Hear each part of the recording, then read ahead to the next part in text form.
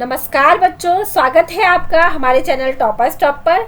हमने अपने पिछले वीडियो में प्रश्नावली 7.1 में भिन्नों के बारे में जाना।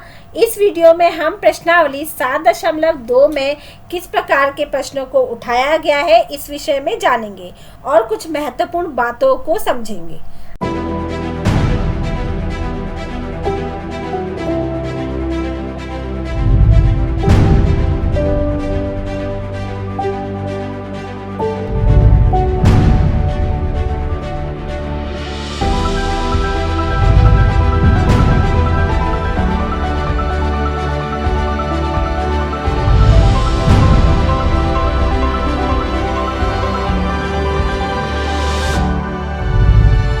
आइए सबसे पहले हम बात करते हैं कि संख्या रेखा पर भिन्नों को किस प्रकार से दर्शाया जा सकता है।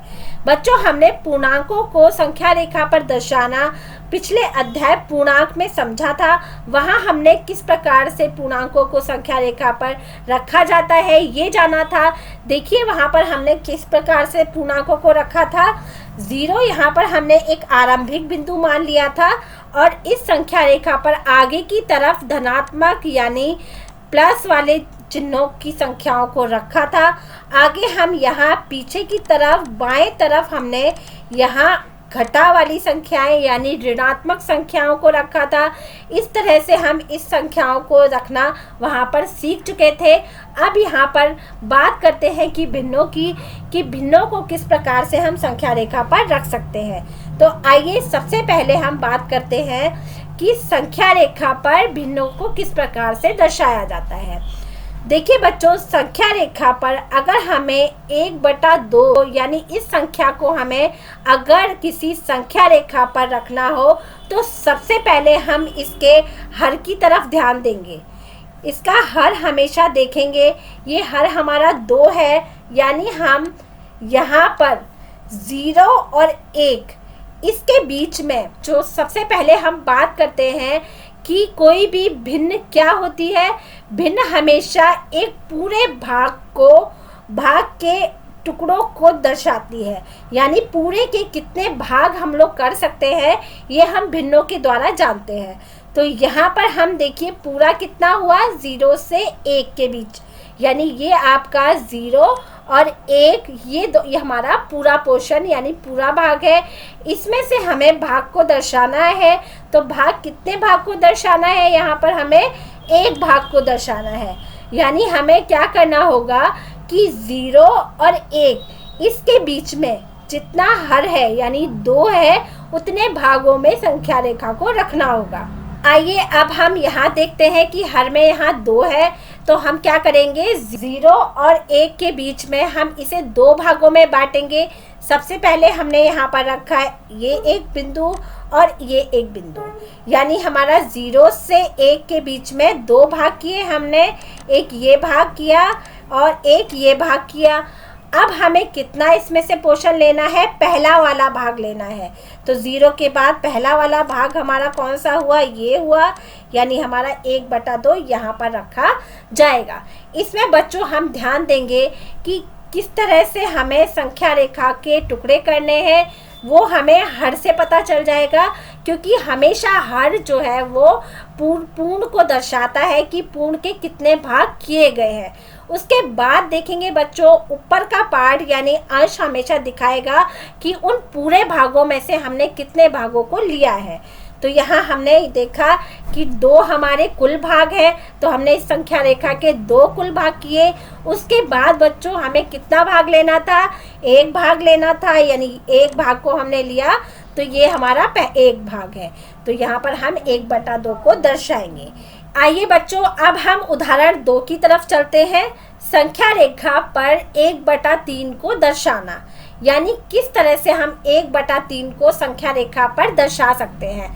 जैसा कि मैंने अभी बताया बच्चों आपको कि हमारा हर हमें ये बताता है कि संख्या रेखा को हमें कितने भागों में बांटना है।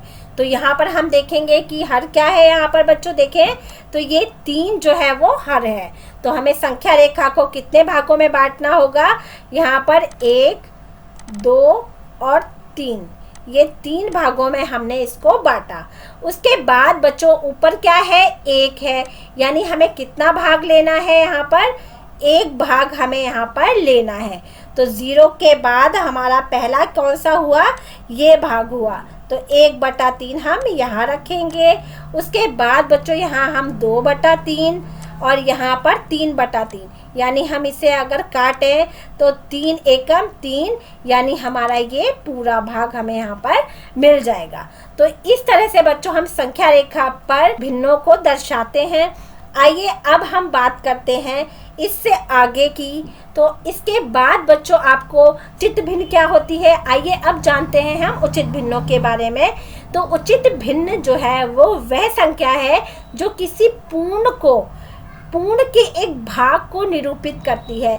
यानी हम पिछले अपने 7.1 में इस तरह की भिन्नों को देख चुके हैं कि जो किसी पूरे एक वस्तु के पूरे भाग को निरूपित करती है।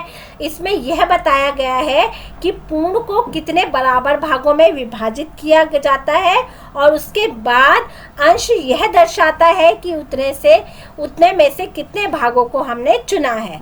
अतः एक उचित भिन्न में हमेशा क्या होगा, अंश जो है वो छोटा होगा, यानी कुल भाग हमारा बड़ा होगा, उसमें से अंश जो है वो छोटा भाग होगा, क्योंकि हम ज़्यादा भाग में से कम थोड़े भाग को उठा रहे हैं, तो वो हमारी उचित भिन्न कहलाएगी। सबसे पहले आइए एक एग्जाम्पल के ज़रिए हम यहाँ पर जानते हैं कि किस तरह से ये आपका एक पूर्ण है। ये बच्चों पूर्ण होने के बाद हम इसे 2 भागों में विभक्त कर रहे हैं। देखिए यहाँ पर एक ये भाग, एक ये भाग, तो हमारा पूरा कितना हुआ, 2 भागों में ये विभक्त है, उसमें से हमने 1 भाग को लिया है। तो ये हमेशा क्या होगा, हर यहाँ पर बड़ा है अंश से, तो ये एक उचित भिन्न है। देखिए बच्चों हमेशा ये उचित भिन्नों में हर जो है वो बड़ा होता है अंश से। ये सारी भिन्नों में आप देख सकते हैं कि हमेशा अंश जो है वो छोटा होगा और हर बड़ा होगा। तो इस तरह की जो भिन्नें होंगी वो उचित भिन्न कहलाएंगी। आइए अब हम बात करते हैं एक विषम भिन्न की। तो विषम भिन्न बच्चों भिन्न जिसमें अंश हमेशा क्या होगा, बड़ा होगा और हर जो है वो छोटा होगा, वो हमारी इम्प्रॉपर फ्रैक्शन यानी विषम भिन्न कहलाएगी। इस प्रकार देखिए नीचे मैंने कुछ एग्जाम्पल लिए हैं, यहाँ पर देखेंगे बच्चों आप, तो हर देखिए आपको ये 3 ऊपर अंश है और 2 यहाँ पर हर है, तो हर हमेशा क्या होगा, छोटा होगा और अंश हमेशा बड़ा होगा, यानी कुल भाग कम होगा और जो ऊपर है लिया हुआ भाग है वो ज़्यादा होगा। तो इस तरह की जो भिन्न होंगी वो हमारी विषम भिन्न कहलाएंगी। आइए यहाँ पर हम देखते हैं, एक आपको यहाँ पर आकृति के ज़रिए मैंने बताया है कि देखिए ये एक आपको पूरा भाग दिखाई दे रहा है, दूसरे पूरे भाग में से हमने 1 भाग को ले लिया है यहाँ, तो हमारे कितने भाग हो गए, यानी इस भाग को भी हम 4 में बांटेंगे। 4 के बाद हमने यहाँ पर 4 भागों में बंटने के बाद यहाँ पर हमने 1 भाग और लिया है, तो कुल हमारे हो गए 5 भाग। जो लिए गए भाग है वो हमारे कितने हैं, 5 हैं, तो हमने यहाँ अंश में हमने 5 लिखा। ऊपर से हमने 1 भाग को कितने भागों में बांटा है, 4 भागों में हमने 1 भाग को रखा है, तो 4 हमारा यहाँ पर हो गया हर। इस तरह की संख्याएं हमारी होंगी विषम भिन्न। तो आइए अब हम बात करते हैं मिश्रित भिन्नों के बारे में। तो मिश्रित भिन्न में 1 भाग पूर्ण होगा और साथ ही उसमें 1 भाग भिन्न होगा। ये दोनों मिलाकर एक मिश्रित भिन्न बनाते हैं। सबसे पहले देखिए वो किस तरह से लिखी जाती हैं। किस तरह से बच्चों मैंने यहाँ पर एक आपको एग्जाम्पल रखे हैं कि देखिए सबसे पहले ये जो 1 रखा हुआ है आगे, ये हमारा पूर्ण है। उसके बाद हमारा ये जो भाग है 1/4, ये हमारा भिन्न भाग है। तो ये भिन्न और पूर्ण दोनों को मिलाकर जो एक संख्या बनेगी वो आपकी मिश्रित भिन्न कहलाएगी। तो सबसे पहले हम देखेंगे कि आपके किस तरह से लिखी जाती है। सबसे पहले देखिए यहाँ पर मैंने एक आकृति दी है यहाँ पर, तो इसमें देखिए 1 भाग, यहाँ पर कितने भाग लिए गए हैं, पूरे भाग इसमें कितने हैं, क्योंकि इसमें एक पूर्ण होता है, तो पूर्ण भाग कितने हैं, 1, 2 और ये 3। पूर्ण भाग यहाँ पर 3 है, तो मैंने आगे यहाँ पर लिखा 3। उसके बाद बच्चों देखिए ये आखिरी वाले, इस वाले पहले पूरे में हम देखेंगे कि कितने भागों में इसको बांटा गया है। हमने इसे 4 भागों में बांटा है, और जो एक को हम कितने भागों में बांटते हैं ये बात हम यहाँ पर हर के ज़रिए दिखाते हैं। तो यहाँ पर मैंने दिखाया कि एक को हमने 4 भागों में बांटा है। उसके बाद कितने भागों को यहाँ पर लिया गया है, यहाँ पर 3 भागों को हमने लिया है। तो ये 3 भाग हम ऊपर दिखाएंगे। तो इस प्रकार बच्चों जो पूर्ण होंगे, यानी जो पूर्ण होंगे, पूरे वृत्त यहाँ पर मैंने 3 लिए हैं। उसके बाद जो बचा हुआ 1 है उसके भागों को इस प्रकार से भिन्न के रूप में यहाँ पर दिखाया गया है। इस तरह की जो संख्या होगी, इस तरह की भिन्न हमारी मिश्रित भिन्न कहलाएगी। आइए बच्चों अब जाने कि प्रश्नावली 7.2 में और किस तरह के प्रश्नों को यहाँ पर उठाया गया है। तो आइए देखते हैं। सबसे पहले हम मिश्रित भिन्न को विषम भिन्न में किस प्रकार से बदला जा सकता है ये देखेंगे। उसके बाद हम विषम भिन्न को मिश्रित भिन्न में बदलना सीखेंगे। तो सबसे पहले हम बात करते हैं कि किस प्रकार से मिश्रित भिन्न को हम विषम भिन्न बनाएंगे। तो यहाँ देखिए बच्चों, मैंने आपको यहाँ पर एक मिश्रित भिन्न दी है। यहाँ पर मिश्रित भिन्न में हमें किस तरह से इसे विषम भिन्न बनाएंगे। तो सबसे पहले हम ये आपका 5 देखेंगे। ये 5 हमारा यहाँ पर पूर्ण है और 3/7 एक भिन्न है। तो ये हम पूर्ण को सबसे पहले ये जो 3/7 ये जो हर है इसको हम गुणा करेंगे। यानी पूर्ण की गुणा पहले किसके साथ होगी, हर के साथ होगी, यानी 7 के साथ होगी। जब हमने 5 की गुणा 7 से की तो 35 आया। उसके बाद जो उत्तर आएगा उसमें हमें जमा करना होगा अंश को, यानी 3 को। तो 5 को जब मैंने 7 से गुणा किया तो 5 सत्ते 35, और उसके बाद हमने इसमें 3 को जमा कर दिया तो 35 और 3 38 हमारा यहाँ पर उत्तर आया, और हर हमारा यहाँ पर 7 था। तो उत्तर हमारा आया 38/7। आप इस तरह से भी इसको देख सकते हैं कि हमें सबसे पहले पूर्ण जो है उसकी गुणा किससे करनी होगी, हर के साथ। जैसा कि मैंने 5 की 7 के साथ गुणा की तो 5 सत्ते 35 उत्तर आया। उसके बाद बच्चों हमने इसमें अंश को जमा कर दिया। तो अंश को जमा करने के बाद 35 और 3 38 आया। तो 38 और उसके बाद हमें हर नीचे ले लेना होगा। तो उसके बाद यहाँ हमने देखा कि 38/7 यहाँ पर उत्तर हमारा आया। इस प्रकार से हमने देखिए एक मिश्रित भिन्न को एक विषम भिन्न हमने यहाँ पर बनाया है। इस तरह के प्रश्न बच्चों आपसे 7.2 के अंदर पूछे जाएंगे। वहाँ पर आपको इस प्रकार से विषम भिन्न में बदलना होगा। आइए अब हम जानते हैं कि किस प्रकार से विषम भिन्न को हम मिश्रित भिन्न में बदल सकते हैं। तो उसके लिए हम क्या करेंगे कि एक विषम भिन्न को क्या करना होगा कि 11/3 एक हमारी विषम भिन्न है। इस विषम भिन्न में हम देख सकते हैं कि नीचे हर 3 है, तो 3 की भाग होगी किससे, 11 से, क्योंकि बटे का मतलब हमेशा भाग करना होता है। ऊपर की भाग करनी होगी हमें नीचे से। तो हमने भाग किया यहाँ पर, तो हमारा क्या आया। सबसे पहले देखिए मैंने यहाँ पर भाग की है। आप देखेंगे कि यहाँ मैंने 11 रखा, यहाँ पर 3 रखा।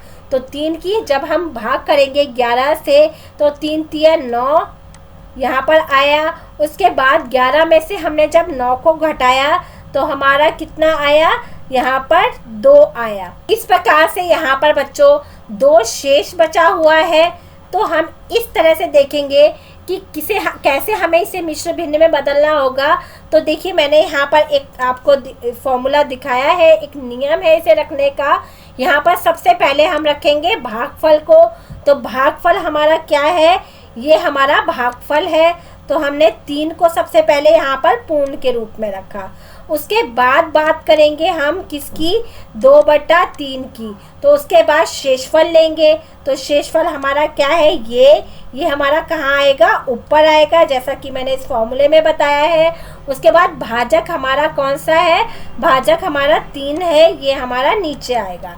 तो किस तरह से हम इसे रखेंगे, 3 पूर्ण ये हमारा 3 पूर्ण, उसके बाद शेषफल बटा भाजक। तो इस तरह से हम इस फॉर्म में प्रकार से विषम भिन्न को बदलेंगे, ये आप यहाँ पर जान चुके होंगे। बच्चों, अभी तक आपने अगर हमारा टेलीग्राम चैनल ज्वाइन नहीं किया है तो उसको ज़रूर ज्वाइन करें, ताकि हमारे सारे वीडियो के नोटिफिकेशन आपको मिलते रहे। और वीडियो पसंद आया तो लाइक ज़रूर कीजिए, चैनल को सब्सक्राइब करना ना भूलें। आगे की वीडियो के साथ फिर मिलेंगे और प्रश्नावली 7.2 के प्रश्नों को अगले वीडियो में हम हल करेंगे। तब तक के लिए धन्यवाद।